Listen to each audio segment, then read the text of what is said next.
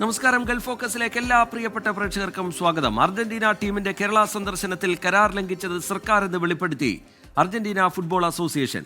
കരാർ വ്യവസ്ഥകൾ പൂർത്തീകരിക്കാൻ സർക്കാരിനായില്ല എന്ന് AFA chief commercial and marketing officer Leandro Peterson വ്യക്തമാക്കി.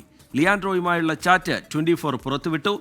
അതേസമയം മുമ്പ് AFA പ്രതിനിധി എന്ന് വിശേഷിപ്പിച്ച പീറ്റേഴ്സനെ വെറും മാർക്കറ്റിംഗ് ഹെഡ് എന്ന് പറഞ്ഞ് തള്ളുകയാണ് കായികമന്ത്രി വി അബ്ദുറഹിമാൻ. അർജന്റീനയുടെ സന്ദർശനവുമായി ബന്ധപ്പെട്ട് നടക്കുന്നത് വ്യാജ പ്രചാരണങ്ങളാണെന്ന് വി അബ്ദുറഹിമാൻ പ്രസ്താവനയിൽ പറഞ്ഞു. 24 ബിഗ് ബ്രേക്കിംഗ്. അർജന്റീന ടീമിനെ കേരളത്തിലെത്തിക്കാൻ നയാ പൈസ സർക്കാരിന് ചെലവായില്ലെന്ന വി അബ്ദുറഹ്മാന്റെ കള്ളത്തരം രേഖാസഹിതം പൊളിച്ചടുക്കിയ 24 കരാർ ലംഘിച്ചത് AFA എന്ന മന്ത്രിയുടെയും സ്പോൺസറുടെയും ഏകപക്ഷീയവാദവും പൊള്ള എന്ന തെളിവ് പുറത്തുവിടുകയാണ്. 130 കോടി വാങ്ങിയ അർജന്റീന ടീം വഞ്ചിച്ചെന്ന സർക്കാരിന്റെയും സ്പോൺസറുടെയും ആരോപണത്തെക്കുറിച്ചായിരുന്നു AFA chief commercial and marketing officer Leandro പീറ്റേഴ്സിനോട് സമൂഹമാധ്യമമായ ലിങ്ക്ഡിനിലൂടെയുള്ള ചോദ്യം. ഇതിനുള്ള മറുപടി ഇങ്ങനെ: അർജന്റീന കരാർ ലംഘിച്ചുവെന്ന ആരോപണം ശരിയല്ല. കേരള സർക്കാരാണ് കരാർ വ്യവസ്ഥകൾ പാലിക്കാതിരുന്നത്. അവരാണ് കരാർ ലംഘിച്ചതെന്നും പീറ്റേഴ്സൺ പറഞ്ഞു. കരാർ സംബന്ധിച്ച് ഒരു തെളിവ് പോലും പുറത്തുവിടാതെ അർജന്റീനയെ പഴിച്ച് തലയൂരാനുള്ള ശ്രമം പൊളിക്കുന്നതാണ് ഈ മറുപടി. അതേസമയം ഏത് പീറ്റേഴ്സൺ എന്ന മട്ടിലാണ് മന്ത്രിയുടെ വിശദീകരണം. അദ്ദേഹം ഇതിന്റെ മാർക്കറ്റിംഗ് ടീം മാത്രമാണ്. 2024 അർജന്റീനയെ ക്ഷണിക്കാനെന്ന പേരിൽ സ്പെയിനിൽ പോയ മന്ത്രി കണ്ടതും ജേഴ്സി കൈമാറിയതും AFA പ്രതിനിധി എന്ന് വിശേഷിപ്പിച്ചതും ഇതേ ലിയാൻഡ്രോ പീറ്റേഴ്സിനെയാണ്. മെസ്സി എന്തെങ്കിലും വരുമോ എന്ന ചോദ്യത്തിന് മന്ത്രിയുടെ മറുപടി ഇങ്ങനെ: ഒക്ടോബർ നവംബറിൽ കളിക്കുക, അതല്ലെങ്കിൽ നമ്മൾ സലാം പറയും, വേറെന്താ.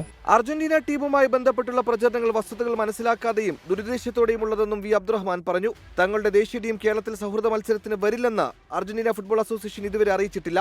കരാർ പ്രകാരം 2025 ഒക്ടോബറിലാണ് ടീം എത്തേണ്ടത്. സർക്കാർ നിശ്ചയിച്ച സ്പോൺസർ റിസർവ് ബാങ്ക് അനുമതിയോടെ മാച്ച് ഫീ AFAക്ക് കൈമാറിയതായി അറിയിച്ചിട്ടുണ്ടെന്നും വി അബ്ദുറഹ്മാൻ പ്രസ്താവനയിൽ അറിയിച്ചു. Anil Vasudev, sports desk, 24. കരാർ ലംഘിച്ചത് കേരള സർക്കാർ എന്ന അർജന്റീന ഫുട്ബോൾ അസോസിയേഷന്റെ ചാറ്റ് 24 പുറത്തുവിട്ടതിന് പിന്നാലെ കായിക മന്ത്രിക്കെതിരെ പ്രതിപക്ഷം രംഗത്ത്. മെസ്സിയുടെ പേരിൽ കള്ളപ്പണം വെളുപ്പിക്കൽ ശ്രമം നടന്നു എന്നതടക്കമുള്ള ആരോപണമാണ് പ്രതിപക്ഷ നേതാക്കൾ ഉന്നയിക്കുന്നത്. അതേസമയം കായിക മന്ത്രിയെ പിന്തുണച്ച് മറ്റു മന്ത്രിമാരും രംഗത്തെത്തി. അർജന്റൈൻ ടീമിന്റെ കേരളത്തിലേക്കുള്ള വരവ് കയ്യാലപ്പുറത്തായതോടെ മെസ്സി ഈസ് മിസ്സിംഗ് എന്നാണ് KPCC പ്രസിഡന്റ് സണ്ണി ജോസഫിന്റെ പരിഹാസം. Messi is missing. കേരള സർക്കാരിന്റെ ഗുരുതരമായ വീഴ്ചകൾ, അവകാശവാദങ്ങൾ പൊളിഞ്ഞിരിക്കുന്നു. മെസ്സി ഇല്ലയിൽ മന്ത്രി ഇറങ്ങി കളിക്കട്ടെ എന്ന് രമേശ് ചെന്നിത്തല. മെസ്സിക്ക് പകരം റഹ്മാൻ കളിക്കുന്നതാണ് നല്ലത്. മന്ത്രിയും സ്പോൺസറും തമ്മിലുള്ള ഒത്തുകളിയെന്ന് രാജ്മോഹൻ ഉണ്ണിത്താൻ MP ആരോപിച്ചപ്പോൾ മുൻ MLA VT ബൽറാം ഒന്നുകൂടി കടുപ്പിച്ചു. സ്പോൺസറെ തള്ളിപ്പറയാത്ത മന്ത്രിയെ തള്ളിപ്പറയാത്ത എന്താ സ്പോൺസർ? അപ്പോൾ ഒരു നുഖത്തിൽ വെച്ച് കെട്ടാവുന്ന രണ്ടുപേരാണ് ഈ സ്പോൺസറും മന്ത്രിയും. എനിക്കിത് സംശയിക്കാനുള്ളത് ഇത് നിയമവിരുദ്ധമായ ഏതെങ്കിലും ഇടപാടുകൾക്ക് വേണ്ടിയുള്ളൊരു മറയായിരുന്നോ എന്നുകൂടിയാണ്. ഇതിനിടെ കായിക മന്ത്രി അബ്ദുറഹ്മാന് പിന്തുണയുമായി മന്ത്രിമാരായ V ശിവൻകുട്ടിയും ഗണേഷ് കുമാറും രംഗത്തു വന്നു. മെസ്സി വരുന്നില്ലെങ്കിൽ ആ കാശ് ഉപയോഗിച്ചുകൊണ്ട് ഒരു 100 കോടി രൂപ മുടക്കി നമുക്കൊരു കേരളത്തിലാകെ ഒരു 100 സ്റ്റേഡിയം നിർമ്മിച്ചിട്ടാൽ അത് നമ്മുടെ കുട്ടികൾക്ക് കളിക്കാനും എന്നും മെസ്സിയുടെ പേരും കൂടെ വേണമെങ്കിൽ കൊടുക്കാം. ഒരു മിനിസ്റ്റർ എന്നുള്ള നിലയിൽ കേരളത്തിലെ ജനങ്ങളുടെ ആഗ്രഹങ്ങൾക്ക് വേണ്ടി ശ്രമിക്കാതിരിക്കും തെറ്റല്ലേ. അദ്ദേഹം ഒരു മന്ത്രി എന്ന നിലയിൽ കേരളത്തിലെ ജനങ്ങൾ, മെസ്സി എന്ന് പറഞ്ഞാൽ കേരളത്തിലെ ഏറ്റവും കൂടുതൽ ആരാധകനുള്ള വലിയൊരു കളിക്കാരനാണ്. അദ്ദേഹത്തെ ഒന്ന് കാണാൻ അദ്ദേഹം ഗൾഫിൽ വന്നിട്ട് പോലും ഭയങ്കര തിരക്കായിരുന്നു. ഒന്ന് ദൂരെ ഒന്നും കാണാൻ പറ്റില്ല. അതേസമയം മെസ്സി വരുമെന്ന് പറഞ്ഞ് ഫുട്ബോൾ ആരാധകരെ കബളിപ്പിച്ചുവെന്ന് ആരോപിച്ച് കോഴിക്കോട് ബീച്ചിൽ പ്രതിഷേധ ഫുട്ബോൾ നടന്നു. KPCC ദേശീയ കായികവേദിയുടെ നേതൃത്വത്തിലായിരുന്നു പ്രതിഷേധം. വിവിധ ബ്യൂറോകൾക്കൊപ്പം സ്പോർട്സ് ഡെസ്ക്, 24. വ്യാപാര തർക്കത്തിൽ സ്വരം മയപ്പെടുത്തിയ അമേരിക്ക. ഇന്ത്യ അമേരിക്കയുടെ തന്ത്രപരമായ മുഖ്യ പങ്കാളിയായി തുടരുമെന്ന് US state department principal deputy വക്താവ് അറിയിച്ചു. ട്രംപ് പങ്കുവച്ചത് ഇന്ത്യ റഷ്യയിൽ നിന്നും എണ്ണ വാങ്ങുന്നതിലുള്ള ആശങ്കയെന്നും ടോമി പിഗോട്ട് വ്യക്തമാക്കി. അമേരിക്കയിലേക്ക് ഇറക്കുമതി ചെയ്യുന്ന ഇന്ത്യൻ ഉത്പന്നങ്ങൾക്ക് 25% തീരുവയും റഷ്യയിൽ നിന്ന് എണ്ണ ഇറക്കുമതി ചെയ്യുന്നതിന് പിഴ തീരുവയായി 25%വും അമേരിക്കൻ പ്രസിഡന്റ് ഡൊണാൾഡ് ട്രംപ് പ്രഖ്യാപിച്ചതിനെ തുടർന്ന് ഇന്ത്യയും അമേരിക്കയും തമ്മിലുള്ള വ്യാപാര ചർച്ചകൾ വഴിമുട്ടിയിരുന്നു. പ്രശ്നത്തിന് പരിഹാരം കാണുന്നതുവരെ വ്യാപാര ചർച്ചയ്ക്കില്ലെന്ന് ട്രംപ് വ്യക്തമാക്കിയതിന് പിന്നാലെയാണ് തീരുവ തർക്ക വിഷയത്തിൽ അമേരിക്ക സ്വരം മയപ്പെടുത്തിയത്. ഇന്ത്യ അമേരിക്കയുടെ തന്ത്രപരമായ പങ്കാളിയായി തന്നെ തുടരുമെന്നും ഇന്ത്യയുമായി തുറന്ന ചർച്ചയ്ക്ക് തയ്യാറെന്നും അമേരിക്കൻ സ്റ്റേറ്റ് ഡിപ്പാർട്ട്മെന്റ് വക്താവ് ടോമി പിഗോട്ട് വ്യക്തമാക്കി. ഇന്ത്യ റഷ്യയിൽ നിന്ന് എണ്ണ വാങ്ങുന്നതിനെപ്പറ്റിയും വ്യാപാര കമ്മിയെപ്പറ്റിയുമുള്ള ആശങ്കകളാണ് ട്രംപ് പങ്കുവച്ചതെന്ന് പിഗോട്ട് പറഞ്ഞു. അതിനിടെ നരേന്ദ്രമോദിയും റഷ്യൻ പ്രസിഡന്റ് പുടിനും ഫോണിൽ ഇന്നലെ ചർച്ച നടത്തി. ഇരു രാജ്യങ്ങളും ഉഭയകക്ഷി ചർച്ചകളുടെ പുരോഗതി പരിശോധിക്കുകയും തന്ത്രപരമായ ബന്ധം ശക്തിപ്പെടുത്താൻ തീരുമാനിക്കുകയും ചെയ്തതായി നരേന്ദ്രമോദി എക്സിൽ കുറിച്ചു. ഈ വർഷം അവസാനം പുടിനെ ഇന്ത്യ സന്ദർശിക്കാൻ ക്ഷണിച്ചിട്ടുണ്ടെന്ന് മോദി വ്യക്തമാക്കി. ഇന്ത്യ പാക് സംഘർഷം അവസാനിപ്പിച്ചത് താനാണ് എന്ന് ഡൊണാൾഡ് ട്രംപ് ഇതിനിടെ സമൂഹമാധ്യമത്തിൽ ആവർത്തിച്ചു. Research desk 24. Sharjah Indian association സംഘടിപ്പിക്കുന്ന റൈസ് കൗൺസിലിംഗ് സെഷന് മികച്ച പ്രതികരണം. സാമ്പത്തിക പ്രശ്നങ്ങളാണ് കുടുംബ പ്രശ്നങ്ങളുടെ പ്രധാന കാരണമെന്ന് ഷാർജ ഇന്ത്യൻ അസോസിയേഷൻ പ്രസിഡന്റ് പറഞ്ഞു. പ്രവാസി കുടുംബങ്ങളിൽ വർദ്ധിച്ചുവരുന്ന അരക്ഷിതാവസ്ഥയും അസ്വസ്ഥതയും കണക്കിലെടുത്ത് കഴിഞ്ഞ ദിവസമാണ് റൈസ് എന്ന പേരിൽ ക്യാമ്പയിന് ഷാർജ ഇന്ത്യൻ അസോസിയേഷൻ തുടക്കമിട്ടത്. റൈസ് പ്രവാസി കുടുംബങ്ങൾ ഗൗരവമായി ഉൾക്കൊള്ളുന്നുണ്ടെന്നും തർക്കപരിഹാരങ്ങൾക്കും കൗൺസിലിംഗിനുമായി നിരവധി കുടുംബങ്ങളാണ് ഓരോ ദിവസവും എത്തുന്നതെന്നും അസോസിയേഷൻ പ്രസിഡന്റ് നിസാർ തലങ്കര വാർത്താ സമ്മേളനത്തിൽ പറഞ്ഞു. ക്വാളിഫൈഡ് ആയി ജോബുള്ള ആൾക്കാർക്കും നല്ല ഇൻകമുള്ള ആൾക്കാർക്കും ഈ പ്രശ്നമുണ്ട്. അപ്പോൾ ഇത് ഒറ്റപ്പെടൽ, കേൾക്കാൻ ആളില്ല, ഇതൊക്കെയാണ് സംവിധാനം. അത് കേൾക്കാൻ സമൂഹം ഒന്ന് ഏറ്റെടുത്താലേ ഞങ്ങളുണ്ടെങ്കിൽ ഇവിടെ പ്രശ്നമൊന്നുമില്ല എന്ന് പറഞ്ഞാൽ ഒരു ധൈര്യം കൊടുത്താൽ കുട്ടികളൊക്കെ വളരെ വ്യത്യസ്തമായി ചിന്തിക്കും. അവർ സ്വന്തമായി അവരെ സത്വബോധം അല്ലെ ഇൻഡിവിജ്വാലിറ്റി അത് ഒന്ന് ഡെവലപ്പ് ചെയ്തെടുത്താൽ ഈ പ്രശ്നം പരിഹരിക്കാമെന്ന് തന്നെയാണ് നമ്മൾക്ക് ഉറപ്പ്. അത് ചെറുപ്പത്തിൽ തുടങ്ങണം. പക്ഷേ പ്രത്യേകിച്ച് നമ്മൾ പെൺകുട്ടികളിൽ ഈ നല്ലൊരു ഇപ്പോൾ പെൺകുട്ടികൾ ഉഷാറാണ്, പക്ഷെ എന്നാലും അവരെ മാനസികമായിട്ട് എത്രമാത്രം അവർ സ്ട്രോങ് ആണ്, എത്രമാത്രം learn to say no when it's really no എന്ന ക്യാമ്പയിൻ, അല്ലെങ്കിൽ അവർ ഈ പൊളൈറ്റ്ലി സേ നോ എന്ന് പറയാനുള്ള ട്രെയിനിങ് അതെങ്ങനെ ഉണ്ടാക്കുന്നത് എന്നാണ് നമ്മളുടെ വലിയ ചോദ്യം. അത് ഉണ്ടാക്കുന്ന നാട്ടിലെ സ്കൂളിൽ നിന്നും മറ്റേ സാമൂഹിക പ്രസ്ഥാനങ്ങളിൽ നിന്നാണ് അത് ഉണ്ടാക്കേണ്ടത്. സാമ്പത്തിക പ്രശ്നങ്ങളാണ് മിക്ക പ്രശ്നങ്ങൾക്കും കാരണമെന്നും ശരിയായ മാർഗനിർദ്ദേശത്തിലൂടെയും ഉപദേശത്തിലൂടെയും ആരോഗ്യകരമായ അന്തരീക്ഷം കുടുംബങ്ങളിൽ ഉണ്ടാക്കാൻ സാധിക്കുന്നുണ്ടെന്നും അധികൃതർ വ്യക്തമാക്കി. ഇതുവരെ 26 കുടുംബങ്ങളാണ് തർക്ക പരിഹാര പാനലിന് മുൻപാകെ എത്തിയത്. ഇതിൽ ഭൂരിപക്ഷം മലയാളി കുടുംബങ്ങളാണെന്നും അസോസിയേഷൻ ഭാരവാഹികൾ അറിയിച്ചു. എല്ലാ ശനിയാഴ്ചകളിലുമാണ് സെഷനുകൾ ഉണ്ടാവുക. നടപടികൾ രഹസ്യമായി സൂക്ഷിക്കുമെന്നും ഭാരവാഹികൾ വ്യക്തമാക്കി. ജോലി സംബന്ധമായ തർക്കങ്ങൾ, ഗാർഹിക പീഡനം, കുട്ടികളുടെ സംരക്ഷണ കാര്യങ്ങൾ തുടങ്ങിയ മറ്റ് പ്രശ്നങ്ങൾ ബന്ധപ്പെട്ട അധികാരികൾക്ക് കൈമാറും. കൗൺസിലിംഗ് ആവശ്യമുള്ള വ്യക്തികൾക്ക് communitysuppport@iastarja.com എന്ന ഇമെയിൽ വിലാസത്തിലോ 0656108445 എന്ന നമ്പറിലോ പേര് രജിസ്റ്റർ ചെയ്യാമെന്ന് അസോസിയേഷൻ വ്യക്തമാക്കി. 24 ദുബായ്.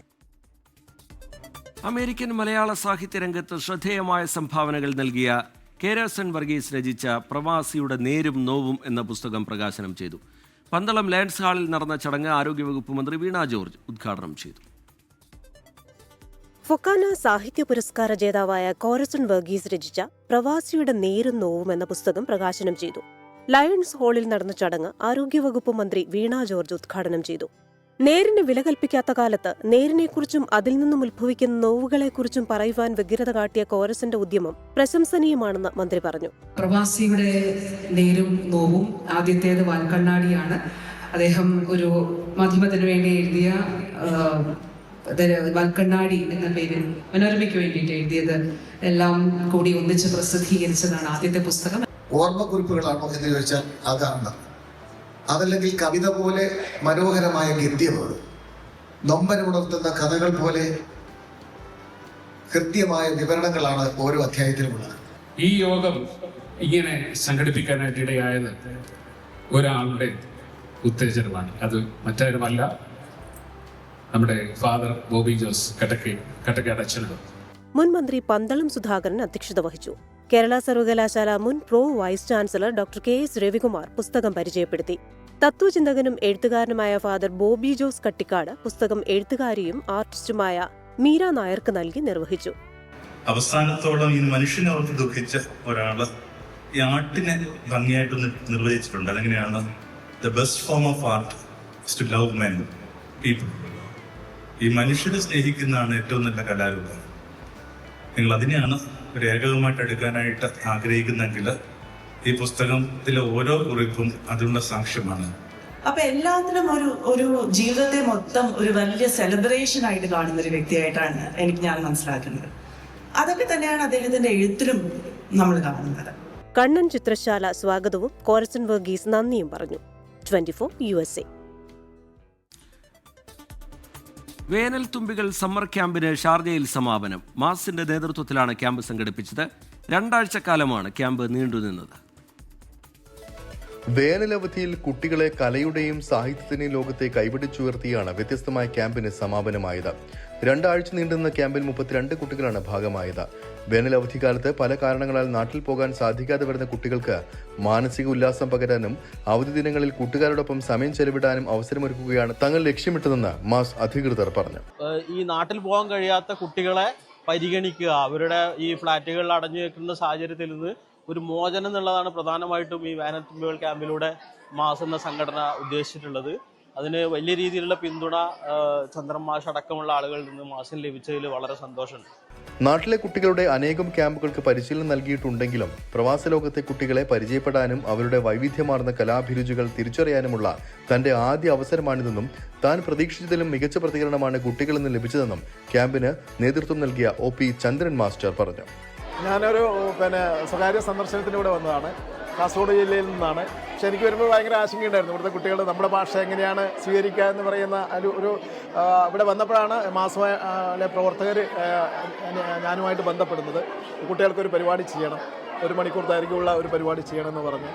അങ്ങനെയാണ് ഞാൻ വളരെ വെല്ലുവിളികളാണ് ഏറ്റെടുത്തത്. കാരണം എനിക്ക് കുട്ടികളുടെ ഭാഷയും കാര്യങ്ങളും അല്ലെങ്കിൽ നമ്മളെങ്ങനെയാണ് അവരുടെ കമ്മ്യൂണിക്കേഷൻ്റെ ഒരു പ്രശ്നമുണ്ടാകും. പക്ഷേ കുട്ടികളൊക്കെ നമ്മുടെ നാട്ടിനേക്കാൾ നന്നായി ക്യാച്ച് ചെയ്യുന്ന കുട്ടികളാണ്. 30 കുട്ടികൾ, ഒരു 3 സംഗീത ശില്പങ്ങളും 2 സ്കിറ്റുകളും ചെയ്തിട്ടുണ്ട്. അത് ചെറിയ സമയത്തിനുള്ളിൽ നല്ല കാലിബറുള്ള കൂട്ടുകാരാണ് ഇവിടുത്തെ മാസിൻ്റെ ബാലവേദി കൂട്ടുകാർ എന്ന് തന്നെയാണ് എൻ്റെ നല്ല അഭിപ്രായം.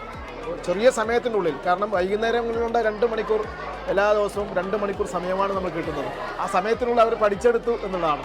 അതിൻ്റെ അവതരണമാണ് ഇവിടെ നടക്കാൻ പോകുന്നത്. എന്തായാലും എനിക്ക് ഇവിടെ വന്നപ്പോൾ ഈ ഒരു ഇത് കിട്ടിയത് എന്തായാലും ഒരു ഭാഗ്യമായിട്ട് കരുതുകയാണ്. ഈ കുട്ടികളുമായിട്ടൊന്ന് സംവദിക്കാനുള്ള ഇത് കിട്ടിയത്. 2 ആഴ്ചക്കാലത്തെ പരിശീലനത്തിലൂടെ നൃത്ത സംഗീത ശില്പവും സ്കിറ്റുകളും കുട്ടികൾ അവതരിപ്പിച്ചു. വേനൽ തുമ്പിയിലൂടെ ലഭിച്ചത് പറഞ്ഞറിയിക്കാനാകാത്ത അനുഭവമാണെന്ന് കുട്ടികളും പറഞ്ഞു. നമ്മൾ മാസിന്റെ ബാലവേദി എല്ലാ വർഷവും ക്യാമ്പ് നടത്താറുണ്ട്. വിന്റർ ക്യാമ്പ്, സമ്മർ ക്യാമ്പ് ഒക്കെ സംഘടിപ്പിക്കാറുണ്ട്. പക്ഷേ ഈ വർഷത്തെ ക്യാമ്പ് കുറച്ച് വ്യത്യസ്തമാണ്. വേനൽ തുമ്പി എന്ന് പറഞ്ഞിട്ട് നമ്മൾ മാഷ് നമുക്ക് പരിശീലനം നമ്മുടെ കുട്ടികൾക്ക് നല്ല കലാകാരന്മാർ, നമ്മൾ കൊച്ചു കലാകാരന്മാർക്ക് കുറേ പരിശീലനം നൽകി.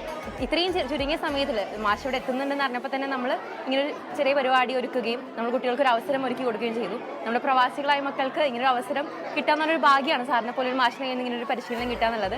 24 ദുബായ്.